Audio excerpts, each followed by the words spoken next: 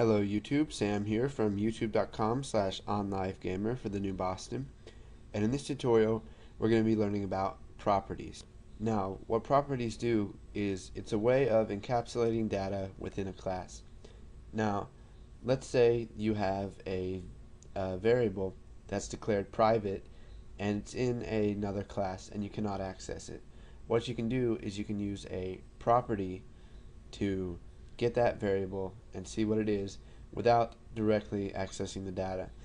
Now what this does is, let's say you make a property, you've got a variable, you don't want to change that variable, but you want to access it indirectly and have it stored in that property. You can create a property, get the variable, and then if you want to, you can set the variable using that same property. So here is the program that we worked on in the last tutorial. Now you can see I've changed it a bit here.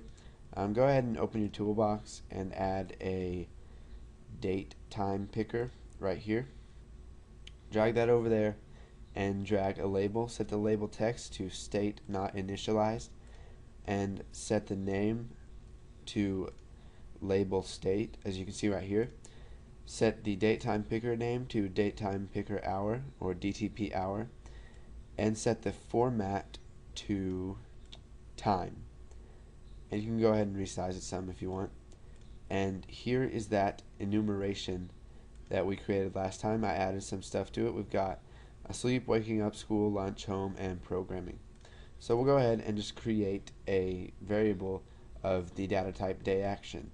So private state as day action.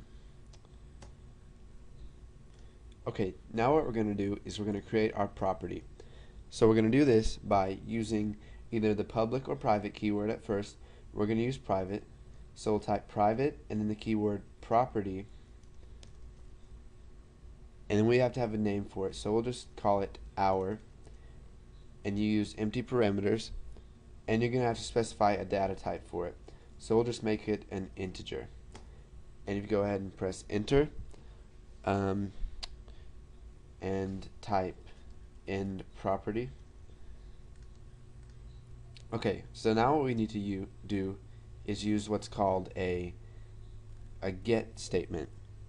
So the way we do this is we start by typing get, and you can see when we press enter we get an end get, and you can see it adds a set function for us.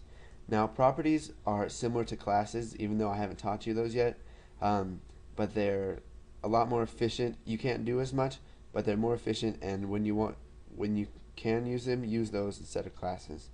You'll understand more when we get into classes.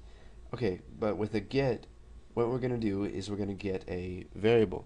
So we're just going to get the current hour that is displayed on this date time picker.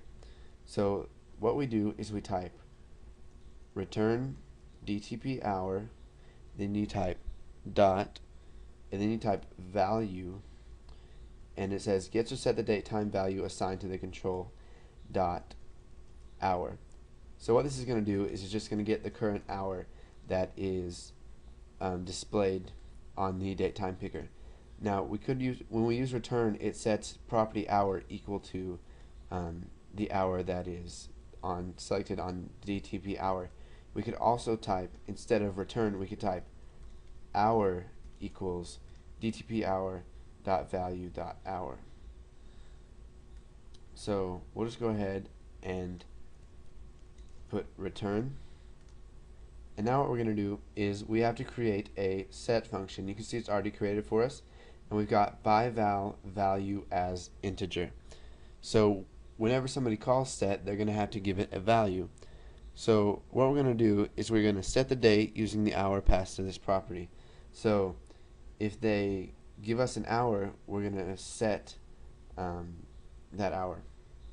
So we'll just go ahead and type DTP hour dot value. So what this is going to do is it's going to set the value of DTP hour, and we're just going to set that equal to, and this is a little introduction to date and time functions that are built into Visual Basic. We'll go more in depth with those later. But for now, we're just going to go ahead and create a couple little things with it. So we'll type new date, you can see it says represents an instant in time, typically expressed as a date and time of day.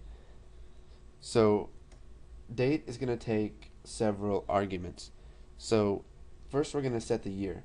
So to get the current year, we're just going to go ahead and type now, and what now is it returns a date value containing the current date and time according to your system. So whatever their system says, it's going to get the year for that. So now dot year. So now what we can do is we can get the month. So we'll type now dot month, and you can see right here that it's giving us a new date, and we have 3 arguments for this: year, month, and day, and we're going to be using a little bit more than that. So now we can set the day. So we'll type now dot day, which will give us the day of the week, or not the day of the week, the day in the month.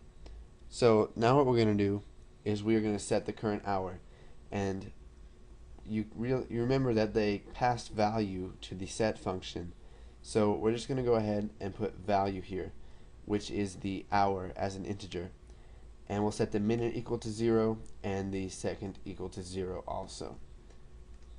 So we created a property, we got the current hour that is being displayed on the date time picker.